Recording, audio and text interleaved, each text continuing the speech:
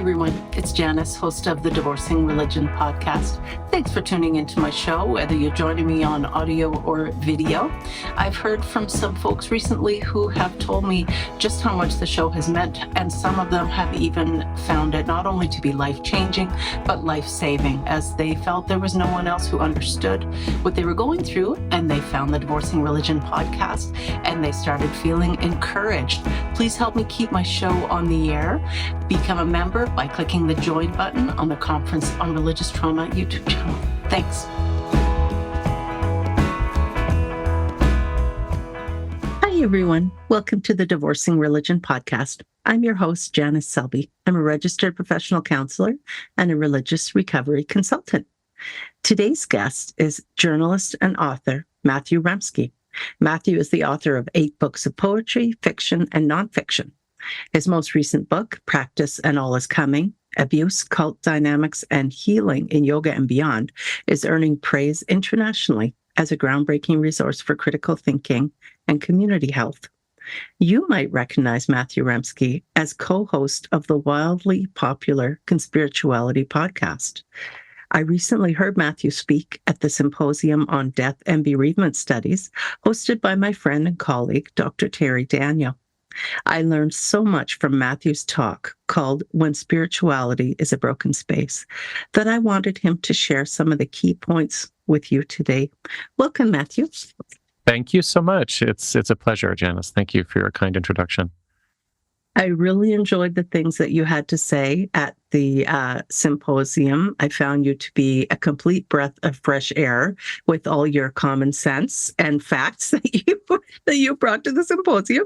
And I usually start off the Divorcing Religion Podcast by asking folks to share a little bit about their childhood background and whether religion played a part in that. It certainly did. It played a major role in my childhood, and it was very diverse, I can say. I had 2 very different Catholic experiences growing up. The second one is probably more familiar to some of your listeners. This would have been in an extremely socially conservative Catholic church that was on the verge of pushing back against Vatican II reforms. It was on the verge of championing the traditional Latin Mass. It was an all-boys school. We went in uniforms. We all sang in a choir that was mandated to really provide music for the cathedral in Toronto, St. Michael's Cathedral. And that's, of course, the seat of many conservative archbishops through the years. And that extremely repressive, dogmatic, and I would just say sort of militarized experience left a deep impression upon me and provoked all kinds of insight and rebelliousness. But then prior to that, and I think this is what maybe confused me in a major way, my Catholic experience had been at the Newman Center in Toronto in the late 1970s. So that's where I had my first communion. And this was kind of the center of progressive left social gospel Catholicism in Toronto. They had an incredible folk music program and a band that made a record that is still up on YouTube that I listen to almost daily. There was no sense in that experience that Catholicism was some kind of control mechanism or machine for emotional repression, or it certainly didn't feel like what we've come to understand in large part as an international crime syndicate. So I think that those 2 Catholic experiences really set me up for not being clear exactly on what religion is. And from there, I became very interested in Buddhism. I fell in with a high demand group or cult that was led by an American pseudo-Tibetan Buddhist, and that took about 3 years out of my life. And then I was very much attracted to a group in Wisconsin where the main teaching text was called A Course in Miracles. Oh, yeah. So that came to an end around, I suppose I was about 36 or something like that. I threw myself headlong into yoga and more secular forms of, meditation and mindfulness. And I also became a cult researcher and eventually an investigative journalist. So, yeah, I've had, I suppose the other thing that I can say that I've had is that I've had mystical experiences that I would associate with atheist awakening, if that's a term that makes sense. A feeling that, there is no other story going on other than what is here under my hand or what is happening in this room. There's no metaphysical meaning to what is surrounding me. There's no voice from above. There's utter silence and simplicity. But the odd part about that is that it felt, as I said, I use the term mystical to describe that. It felt like a religious experience. So it's a very confusing question for me. And I often feel like trying to put a label on it is a lot like trying to identify with a kind of sociology or a particular group or a political orientation. So what one believes often in my mind is synonymous with, who are your people, or, who do you hang out with? I never feel that the question of religious belief gives us insight into our really unseen motivations, our primal drives, our ephemeral hopes. Often questions of religious belief for me don't really account for our behaviors, which are often contradictory, and how they change under stress. So I suppose that's a long-winded way of saying that I'm profoundly agnostic, but also quite sort of sympathetic to religious aspiration and sentiment. Yes. Yeah. Wow. What a fantastically interesting life that you have had. I'm wondering, how did you know to leave, or what opened your eyes that the Buddhist high demand group / cult was not healthy? And then again with the Course in Miracles, and that one is to me problematic because it's so loving. I got my air quotes there. It's so loving and all about love. And so I think people are more reticent to say anything negative around that one. Well, okay. So in both instances, I think it's very common for people who emerge from high demand groups or cults to talk about the time between having a sort of fundamental break with the group and, all of the planning and logistical, stuff that has to happen in order to get you to leave, right? So in each group, I was there for about 3 years, but I think I had one foot out the door each time, about 1.5 years in. And in both instances, it was realizing that the leader was not who they appeared to be. That I don't want to use the word charlatan, but I could tell with Michael Roach, is the guy who is still active. He is trying to rebuild his Instagram following and stuff like that with a kind of prosperity gospel of Tibetan Buddhism that he teaches to Russian oligarchs and Chinese millionaires. And he at one point just showed in a number of weird ways that he really didn't actually buy into what he was teaching. And there was one point where we were following him around, on his world teaching tour before he went off into a 3-year retreat. And we helped put on an event in Singapore for native Chinese speakers. And there was a translator. And Michael's sort of zeal for trying to connect with people was so blind, so tone deaf, that even though he had a Chinese translator there, he actually put on a very strange kind of Fu Manchu cartoon accent in English to speak to the crowd. Oh. Yeah, and it was so jarring, and I bring it up because I think often when people are involved in cultic experiences, they have long-term stories of exploitation or emotional abuse, and then often there's something very strange that just breaks the spell, and all of that is true for me. There was a lot of exploitation. There was a lot of time theft and emotional labor.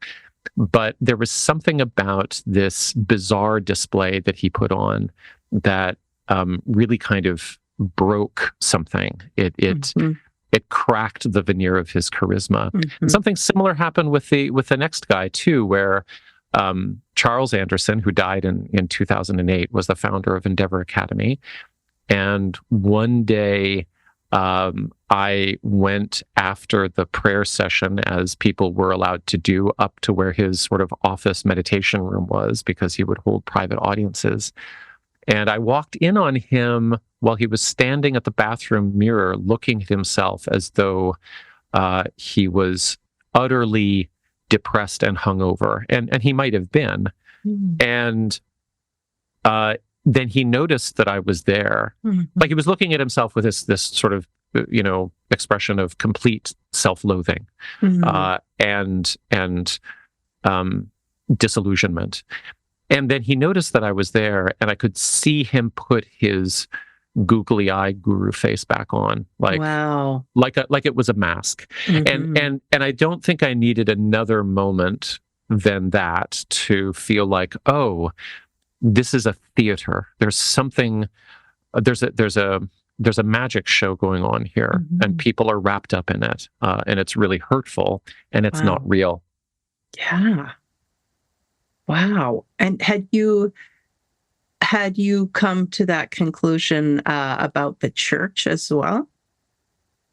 Well, I think there's something similar much, much earlier on in my life. At about, 10 or 12 years old, when I realized that the aesthetics of St. Michael's Cathedral, that I spent so many hours in every week, were cheesy. that it was styled after a kind of 19th century European cathedral, but in North America, you don't really have the artisans that can pull it off. You don't really have the materials. People are kind of making it up as they go. They're creating a facsimile of something. And I don't know, it just struck me that all of this stuff wasn't from my hometown. It was imported. It was trying to create an impression. And sometimes that impression sort of showed its, tackiness, that you could see that the plaster icons were actually not painted very well, and you knew that they were hollow and things like that. And so I had this sort of derealization experience on a number of occasions where it was almost like a Truman Show feeling, where I could sense that there was this, just facade that was at the root of all of these ritual experiences. Later on, I came to appreciate that sometimes that's what human beings have. And when they put their love and effort into them, when they fake it till they make it, that's what they have, and that's valuable to them. Mm-hmm. But at the time, I remember feeling, I'm being fooled by something here. Somebody's trying to put something over on me, and I think that gave me a kind of, I don't know, thorn in the side of critical perspective. Right. I wonder if your experience was at all similar to mine when I realized that Christianity was not everything that I thought it was, everything I'd been indoctrinated to believe. And my immediate thought was, well, God's not here, but God must be somewhere else, just not in this. It doesn't seem to be in Christianity. I think Christianity is all made up. But and so then I did a big dive into the New Age community and really gave it my all in there until I learned about channeling. And I thought that was just the biggest load of BS that I could even imagine. And I couldn't believe that grown adults would actually buy into this ridiculousness. But when I was Pentecostal, I had a similar feeling when people would claim to be slain in the spirit, or maybe they'd have Holy Ghost laughter or whatever was going on in the Vineyard Church at that time. It was so offensive to me. I was aghast that they would take this relationship, I got my air quotes, that was so important to me, my belief system, and kind of make a mockery of it. So when you left Catholicism behind, were you of a similar mind that, well, God's not here, but maybe God is in Buddhism, or were you, that wasn't even part of what you were looking for? I'm really not sure. I mean, and let me just ask, are you, is part of the story for you that when you saw your fellow Pentecostals in ecstasy, that it wasn't plausible, and so it seemed to be that they were performing something, or that they were making it up, and that was offensive? Is that what you're saying? Everything about it was deeply theatrical. Okay, right. Yeah. Mm-hmm. Yeah. Yeah. I never. There were ecstatic aspects to the Endeavor Academy experience in Wisconsin. I had a fairly clear sense of there being a kind of social contagion and feedback loop that would propel those things forward. I wouldn't necessarily say that people were making it up, but certainly they could lean into what they were supposed to be doing. Sure. And that gathered its own momentum. I think that I sought my Catholicism after the church in fellow disillusioned Catholics who would identify with cultural practices and rituals, who would continue to appreciate the writings of the mystics, who felt very strongly that the archetypology and the mythology of the Catholic Church was central to their sense of aesthetics and storytelling. And one of the things that happened was, when I stopped being like a churchgoer, pretty much it was the time that I also started going to college, and I had several courses in religious studies that gave me a kind of outsider sense of what these things had meant. And one of those courses was with the incredible late scholar Northrop Frye, who has an incredible literary theory about resonant and recurring themes in biblical literature. And so I think that my belief in the sacraments, for example, kind of got laundered out into a respect for culture and mythology. and the questions that theologians ask, right? Like I didn't have to believe in the true presence of the Blessed Sacrament in the church to be really interested in why theologians were trying to argue about how it came to exist, or what it meant, or why it was important for Jesus to have literally resurrected. I thought those questions were interesting, regardless of how people sort of devoted themselves on one side or the other to the question. Wow, yes. I love the freedom that I have now to be able to explore those things in a much broader sense, and kind of looking back through time and seeing how have other cultures had similar themes, and other religions, forever, had kind of these same things keep coming up again, and I can explore them without having that same attachment, that visceral attachment, like this has to be true because my entire identity is wrapped up in it. So that's kind of what the last several years have been for me, that the dissolution of the worldview and the identity and the community, and then the rebuilding in as healthy of a secular way for me as I could do it. That's so interesting. Thank you for sharing that. I wonder if we could talk a little bit about conspirituality. First of all, I love the show. And could you please tell folks how you ended up co-hosting it, but also what is conspirituality? If you can give them a sense of what it means. Yeah. So you, at the top of the show, you pinged a book that I wrote I published in 2019, which was an investigative study of how one of the most important and influential Indian yoga entrepreneurs of the post-war period, named Pattabhi Jois, built his global empire despite assaulting his students sexually and physically for, basically every day for 40 years. Like, how did that happen? Yes.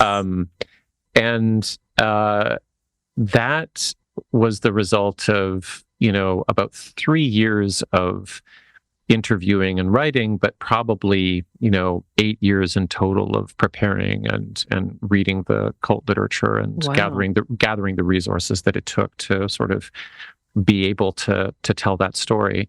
And so I had been a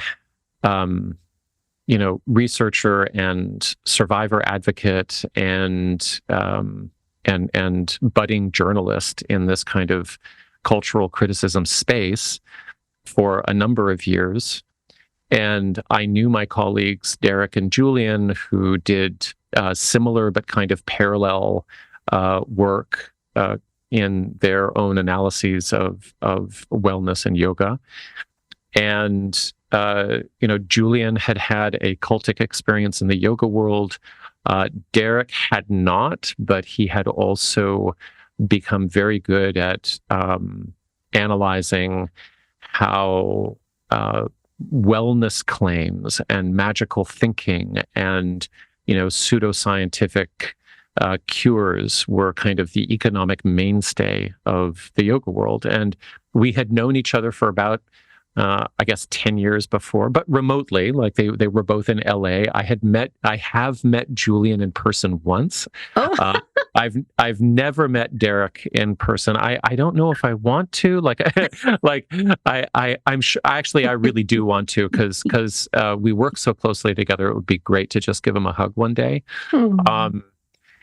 And when COVID hit, we were almost instantly aware that it was going to throw the yoga and wellness and new spirituality worlds into a kind of chaos. We could see the signs very early. We knew the characters who were going to become very loud influencers. And we understood what their initial claims were about, right? So the first thing that I saw was Dr. Kelly Brogan, who used to be a well-respected psychiatrist with a private practice in Manhattan, very swanky, comes out from her new home in Miami and says, basically, fear is the virus. It's not clear what COVID is, but it is clear that governments around the world are using it as a pretext for, the dehumanization agendas that are similar to those that preceded the Holocaust. Oh my God. Yeah, and from there she went to, germ theory is questionable, and actually Pasteur got it wrong. And then she went to, you can protect your immune system through Kundalini yoga and coffee enemas, and it just all flowed together. In fact, the yoga that she practiced and taught was Kundalini yoga, which had been, a focal point of some of my journalism, because this is another lineage within the modern yoga world that's just completely compromised by unresolved abuse crises. Mm. And so, Brogan was just the tip of the iceberg, and suddenly there were hundreds of influencers, large and small, who were doing similar things, trying to capture attention at a time of great social distrust. Mm-hmm. I think by the time Plandemic was released by Mickey Willis, and then it went mainstream because it was cross-shared by Dr. Christiane Northrup on her Facebook channel. She had 500,000 followers. I think that was the same week that we went live with our first show, trying to sort of figure all of this out. Excellent. And what we came up with, Derek found it first. He found through a philosopher named Jules Evans, reference to a 2011 paper by an independent researcher named Charlotte Ward, who has a wild history, which I won't get into, and a religious studies scholar in the UK called David Voss. And their paper was called The Emergence of Conspirituality. And I have right here, I have the abstract because I think it's very succinct, it's weathered well, and it's super clear. So they write, the female-dominated New Age, with its positive focus on self, and the male-dominated realm of conspiracy theory, with its negative focus on global politics. By the way, it's 2011. They're not that up on their gender materials, but they say that these two groups might seem antithetical. There is a synthesis of the two, however, that we call conspirituality, which is a rapidly growing web movement. We call it an online religion, actually, on the show, expressing an ideology fueled by political disillusionment and the popularity of alternative worldviews. It offers a broad politico-spiritual philosophy based on two core convictions. The first is traditional to conspiracy theory, and the second is rooted in the New Age. So the first one is a secret group covertly controls or is trying to control the political and social order. And secondly, humanity is undergoing a paradigm shift in consciousness. And I'll just pause there to say that those two things are not linear. They're not separated from each other. Like the fact that you can become aware of the machinations of the evil cabal means that you are going through a necessary paradigm shift in consciousness. You going through a shift in consciousness will disclose to you that an evil cabal is running the world, right? Like those, they fold into each other. Mm-hmm. Then they go on to say, proponents believe, this is key too, they believe that the best strategy for dealing with the threat of a totalitarian new world order is to act in accordance with an awakened new paradigm worldview. In other words, nothing, right? There's a simultaneous belief that terrible things are happening, and that you only really have to do your own spiritual practice. You don't organize. You don't, form guerrilla cells to resist the evil intruders. You don't create mutual aid, communities. You don't go out and secure your food stores. You don't try to force changes in governmental policy. This is an anxious philosophy with nothing for people to do except work on themselves. And that it's super, super paralyzing and anxious.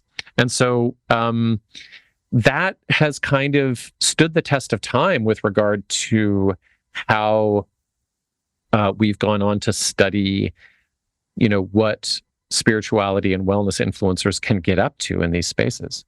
Right. And it's so familiar to me as someone who was heavily invested in Christianity.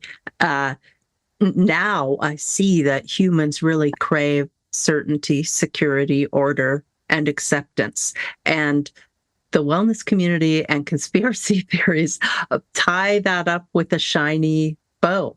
They do. In fact, the sociologists say exactly that the overlap between the conspiracy theory sort of architecture and religious architecture is really clear. Like, you get epistemic advantages within your community. You have the feeling that you are in the know, that you have valuable knowledge. The secret sauce. You have the secret sauce, right?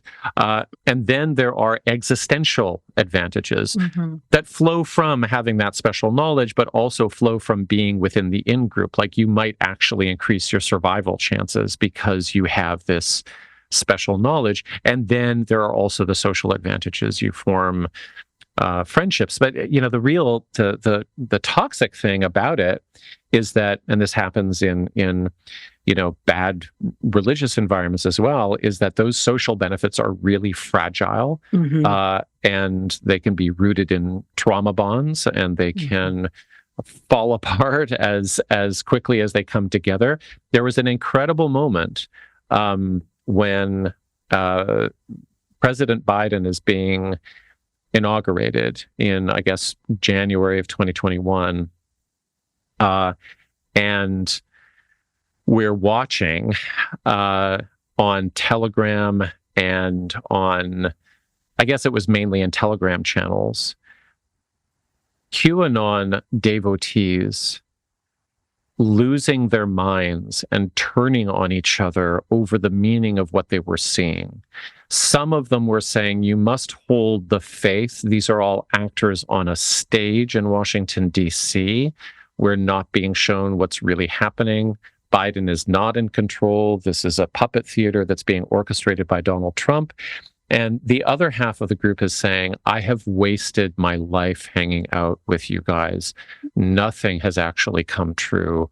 And I've lost my family and friends. I'm facing charges because I was there on January 6th. So it was just such a tragic example of how thin and fragile the social ties of conspiracy theory solidarity can be, because they're built on they're not built on, they're built on lies, they're built on deceptions, right? They're inaccurate. Do you think then that did anything to weaken QAnon, or that QAnon remains as robust as ever? Because certainly in clients that come to me, there is so much pain because their parents and grandparents, whom they love deeply, have been sucked down this conspiracy theory rabbit hole cult, and it's splitting the family apart, because it's not even just that the older generation of my clients is believing this, but they are aggressive and obnoxious about it. Yeah, I think it's been something like a year and a half since Q last posted, and that wasn't very convincing. And my sense is that there's kind of been a dispersal of branded QAnon communities and a reformulation around conspiracies of the moment, right? So there's no, I think, enduring sense that Q is active or the storm is coming in this really predictable way, or there's been a community loss in terms of contact with this, whoever the grifter is who's putting out the Q drops, and the process of baking or interpreting them. So there is some mourning and loss and despair around that, but I don't have the sense that the general disruptiveness of the mindset has gone anywhere. If anything, it's probably become more acrimonious because they've endured so many losses. Yes. So then the sunk cost fallacy comes into effect as well, because they've been holding on and made so many sacrifices, lost so many relationships due to this belief that they have. It's much harder for them. And I see this, and it was true in my own life, after devoting 40 years to this ideology and trying to convert other people, it's a pretty bitter pill to swallow and extremely humbling to have to say, you know what, I actually got it wrong. Right. Yeah. And to consider all of the ways in which you weren't perhaps in a position to ever get it right, actually.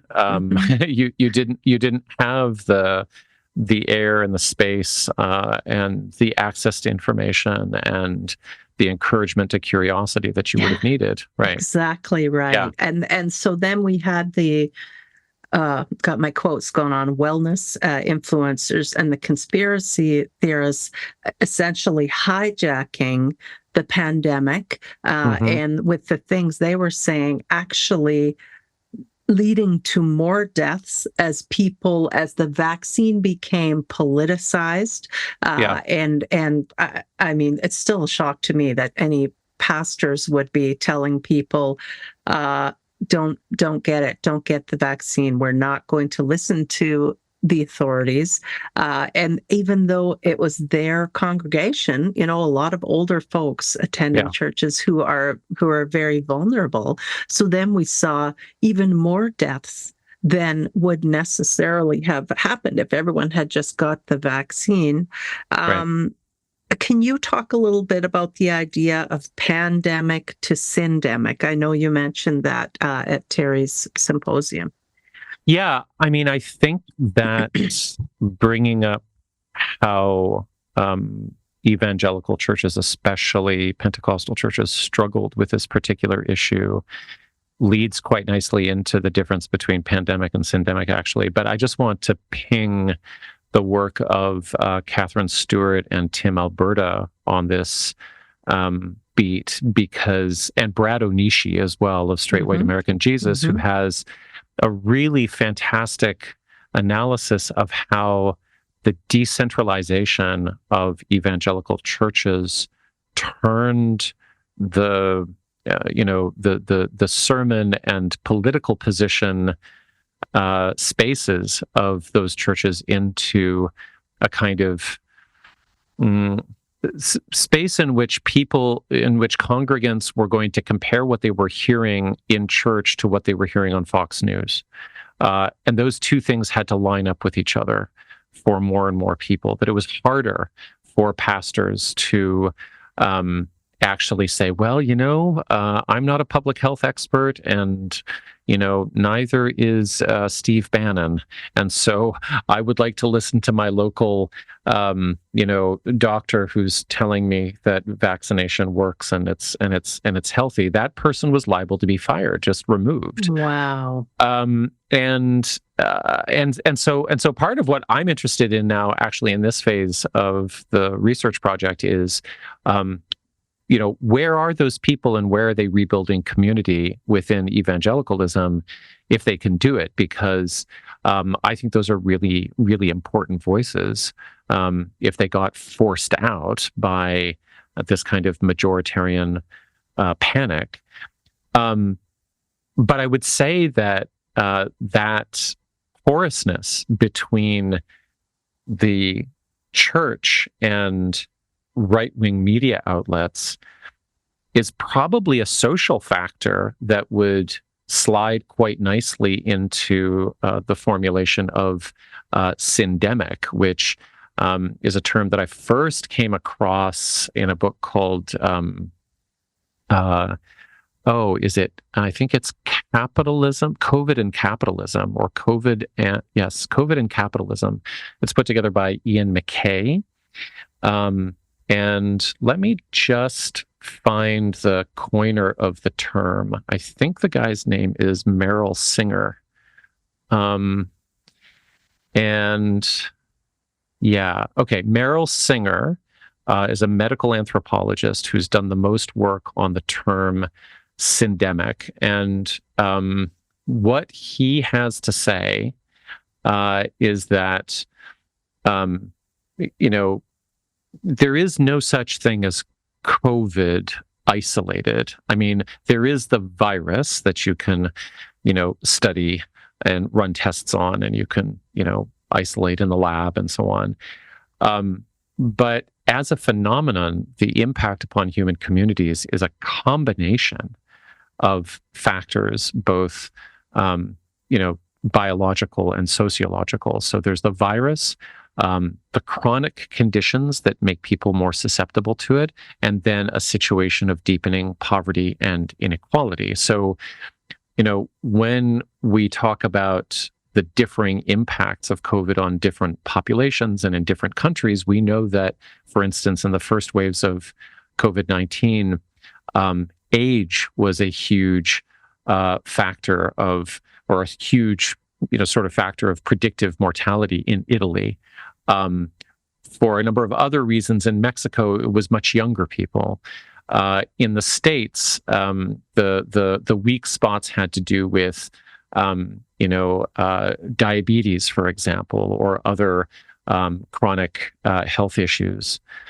And so, thinking about the pandemic as simply being a virus that circulates through communities and you either catch it or you don't really doesn't honor the fact that it impacts people in very different ways, to the point where, they're almost living in different worlds. And so what I'm beginning to do with the concept of syndemic is that within that second quality of, like, what are the chronic conditions that make people more susceptible to COVID-19? Your evangelical pastor feeling like they are audience captured by congregants who are listening to Fox News is a chronic condition that will make people more susceptible to the disease in the church. Like, there used to be this meme going around on Twitter where, somebody would make a sort of a COVID minimizing comment, and somebody would respond, "Oh, COVID likes that," right? Like there would be a little emoji with a green germ and, smiley face, right? Yeah. COVID likes that attitude. And what it's getting at is that the disease on its own, the pathogen on its own, is just one part of the story. And so I have started to think of, various forms of toxic or maladaptive or narcissistic spirituality as part of those chronic conditions that literally increase the chances that people will die or be disabled. And so within that, there would be aspects of any spirituality that sacrifices the shared project of public health, for example, to the individual project of spiritual kind of renewal or self-aggrandizement. Just do your practice. The notion that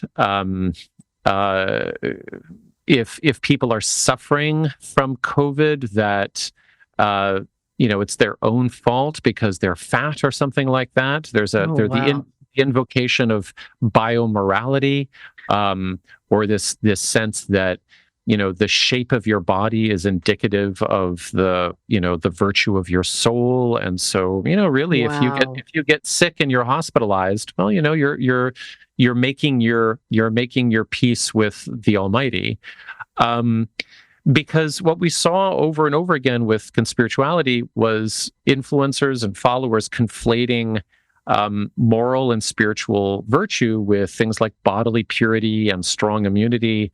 And then the flip side of that is that they would speak about public health, and specifically the fact that public health is driven by secular processes like, the scientific process and or method and random controlled tests, and it's supposed to be depoliticized.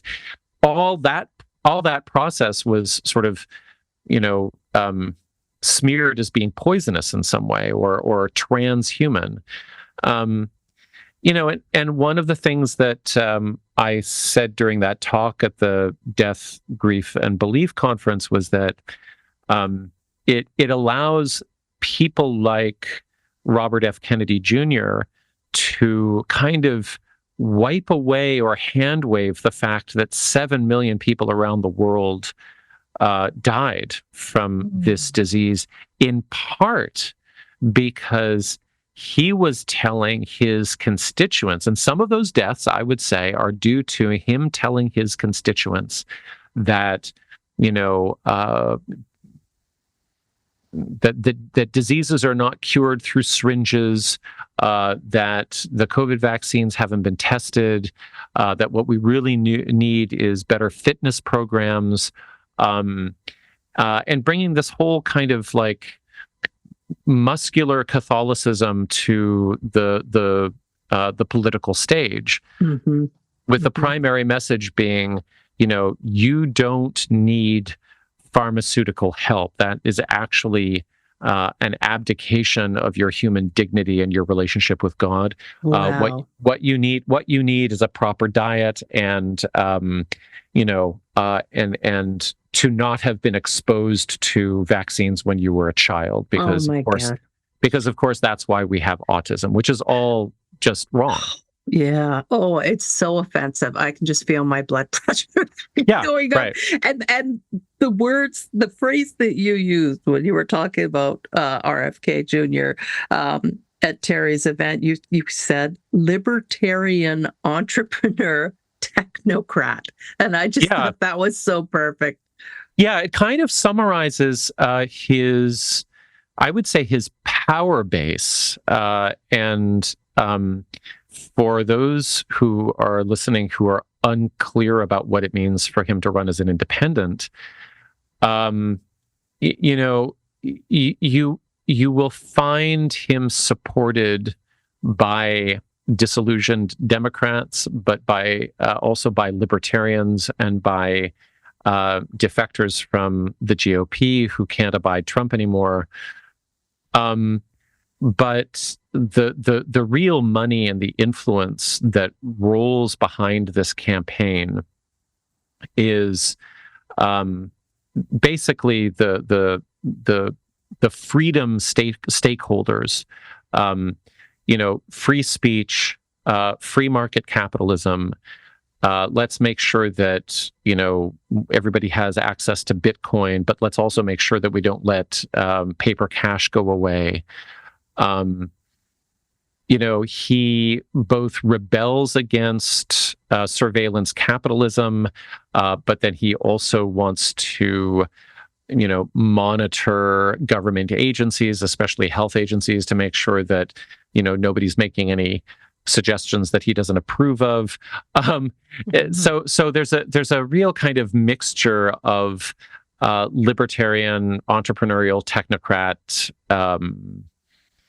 influences there. But I think his actual moral and aesthetic appeal to people is really derived from his version of Catholicism, his practice of the 12-step programs of AA, and also his affinity for New Age spirituality and yoga communities and things like that. Yeah, it's all tied up in that person. Can you talk for a minute about how capitalism impacted COVID deaths? Well, I mean, I think it's the basic framework, under which everything happens. And so I think it was very clear, contrary to what the libertarians or RFK Jr. would say, it was very clear that what we had throughout the global north in terms of pandemic response was a kind of choose your own adventure disease game, right? Where you could, depending upon your social status, your need to work outside of the home, and your access to things like vaccines, you had to make personal choices about how to assess your risk level against this overwhelming cultural imperative to get back to work. And yeah, I just think that the fact that in America, let's take as an example, we've just been through probably the most wrenching,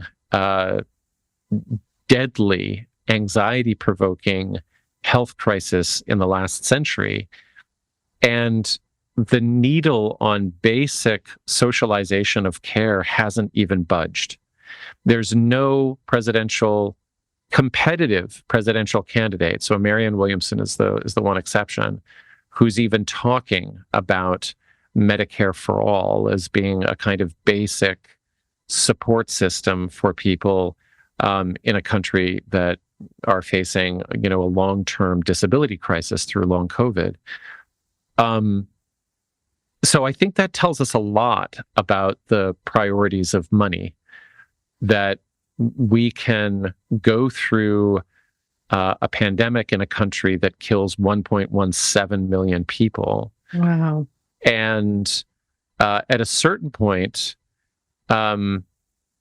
capitalism will simply cut its losses with regard to trying to offer accommodations and protections. Governments will just sort of almost randomly decide to stop testing people, to stop keeping data. They will individualize and responsibilize citizens to go out and, try to find the COVID concentration readings from wastewater outputs and stuff like that.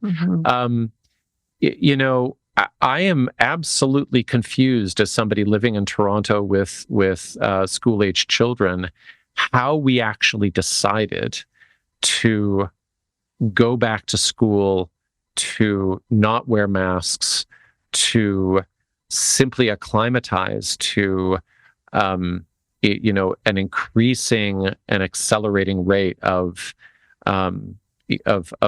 illness and poor health.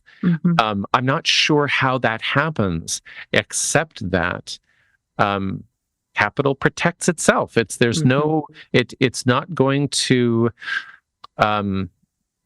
it's somehow we're just not organized to carry through on some of the early sort of hopefulness and aspirations beginning in the pandemic, where I think a lot of people on the left said, well, this will activate a real conversation about Medicare for all. Oh, this will really activate a conversation about the necessity for some kind of universal basic income, especially for caregivers, especially for women who are doing all of this social reproduction work and aren't getting paid for it. Who are doing all of this home care work and not getting paid for it. I think a lot of us felt, this is an opportunity. This is the shock to the system that will somehow make everybody kind of shake their heads at the top and say, oh yeah, we've got to take better care of each other. And it really didn't. It just didn't. No. Now there's a kind of ongoing process of COVID revisionism with centrist media outlets starting to say, well, did we really go overboard and closing down the schools? And boy, did we really damage our children by asking them to wear masks?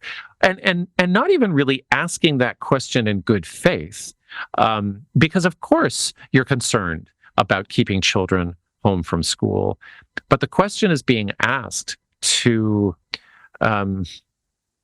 really put the issue in the rearview mirror. And to really say, wow, we really got freaked out about that. And now it's just kind of normal. Yes, we get sick once in a while and, we're not quite sure what COVID's going to do the next time, but it's part of our world now and on we go. So, wow. So I think that normalization process is a feature of what we have to do with the rest of the crimes of capitalism, right? Nobody's really stopping temperatures from soaring. Oh yeah, nobody's really implementing the COP initiatives. It seems like the superstructure of economic power and how capital flows really doesn't budge from its own priorities, and I think that most of us are pretty much acclimatized to that at this point. Yeah, it really would appear capitalism eats compassion for breakfast. Yeah, and exactly. That's so right. sad and frustrating. I really appreciate you speaking out and just helping to break things down into bite-sized pieces for me and everybody else as well. Yeah. I wondered, before we go, if you have any resources that you would recommend or ideas related to critical thinking, because I find in the demographic I work in, which is religious trauma recovery, many of us came out of fundamentalist religious homes where critical thinking was not really valued or encouraged. And so we're on the other side of it now. And wanting to develop this skill. I know schoolofthought.org has a series of playing cards that are, critical thinking cards and logical fallacy cards. Yeah. And those have been helpful for me as I just try and constantly acquaint myself with those things. Yeah. I feel like, okay, well, personally, I came late to that discourse. I came late to things like cognitive fallacies. I think that there are a number of programs, as you suggest, that lay them out very simply. There's a fantastic poster with a cartoon God in the center of it, and it says, "Thou shalt not commit logical fallacies." Yes. And there's single paragraph descriptions of all of the crap that we get up to when we don't really have the evidence on our side, and we want to push through anyway. So I think those are all excellent in terms of understanding. I think that it's not a reading area that I'm really familiar with or a resource area that I'm familiar with, but I think that a good thought experiment for anybody in that zone would be to try to ask what one's relationship is to the charisma of a given person. Like if you feel just sort of overwhelmingly, strangely, immediately attracted to somebody's presentation, their voice, their material, their content in some way, that's a clue that something unusual is going on. And it's not like I'm I don't know, foreclosing on people's capacity to simply have a crush or to fall in love with somebody from afar. But the thing about the influencer class that we study that has created such strongly monetized sort of misinformation economies is that, if they're making claims about how their supplements will cure cancer or how their coffee enemas will, help a person lose weight or relieve their anxiety or something like that. I think it's easy to understand that the basis for saying those things, for making those claims, is generally always shaky, right? And so then the question is, why did you get attracted to the influencer? Why did you pause? Why did you stop the scroll? And I think that the more people attune to the mystery of how someone who is selling you something is immediately and almost instinctually attractive to you, that's a really good thing to notice. And I think as soon as when people start noticing that, they can go, okay, let me see whether that feeling of attraction is standing in for something like evidence, or credibility or integrity or something like that. Right. But I also just I want to say that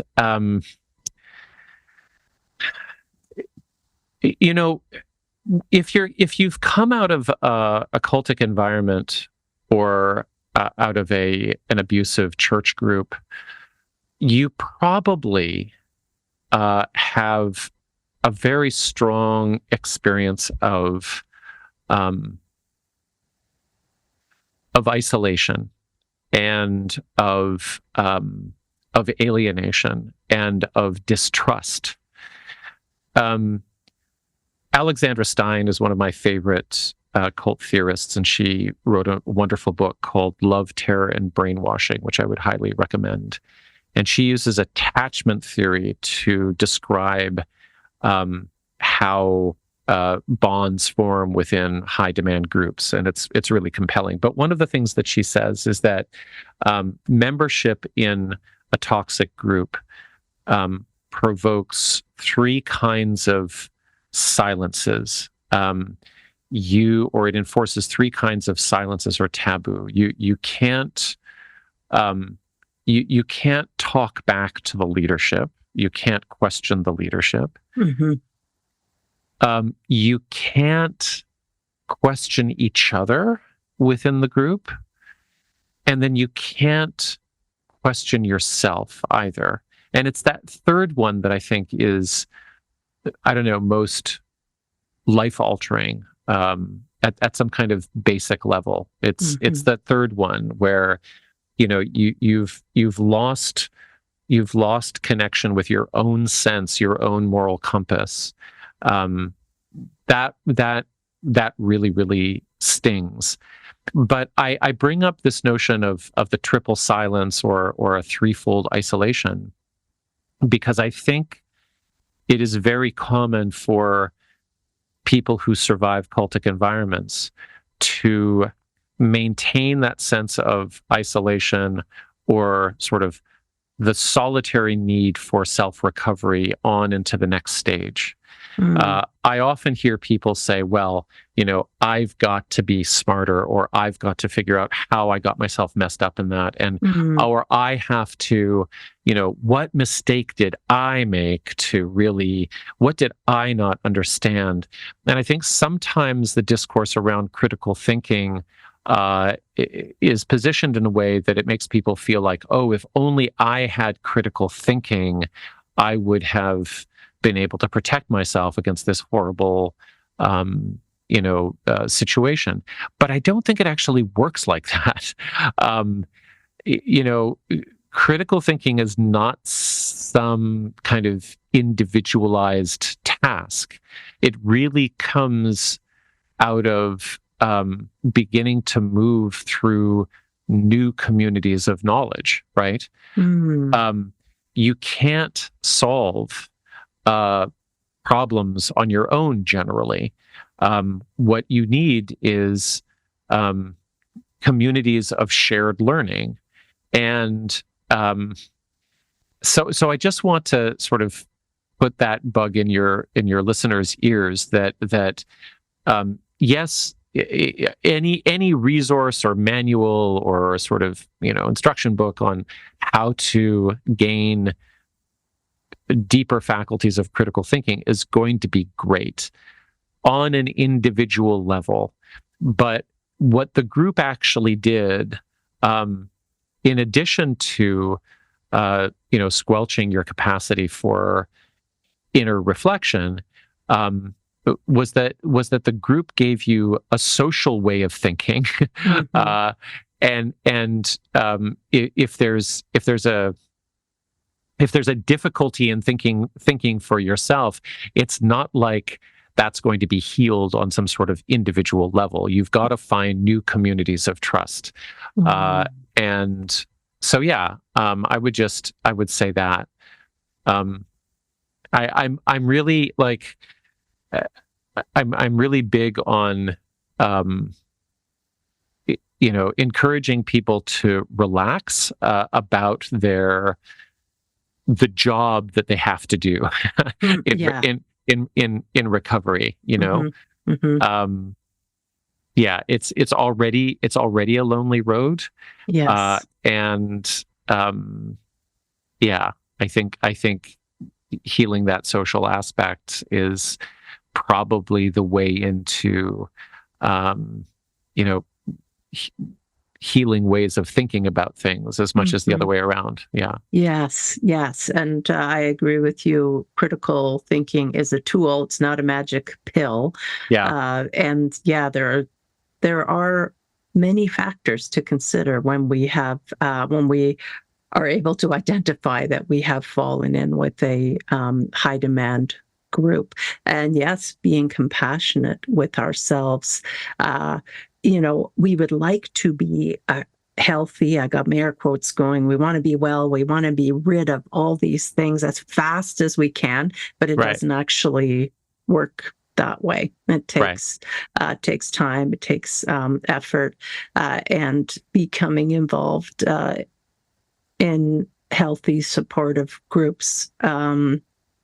We maintain a cautious eye, being aware of things, but healing does occur in groups. Yes. I want to thank you so much for joining me today. This has been absolutely fascinating. How can people find you? Well, I'm on Twitter at Matthew Remski, and conspirituality.net is our site for the podcast. We published a book together this past May. Or June, I'm sorry. And I would say it's pretty good. It's called Conspirituality: How New Age Conspiracy Theories Became a Health Threat. And so that's everywhere you can get books. And excellent. Wow. Thank you. Pleasure to speak with you, Janice. Yes. Thanks, everyone, for tuning in today. I'm sure you enjoyed this talk as much as I did. I'd love to hear from you. And my website is divorcing-religion.com. Take care, and we'll see you again soon. Bye-bye. Bye-bye.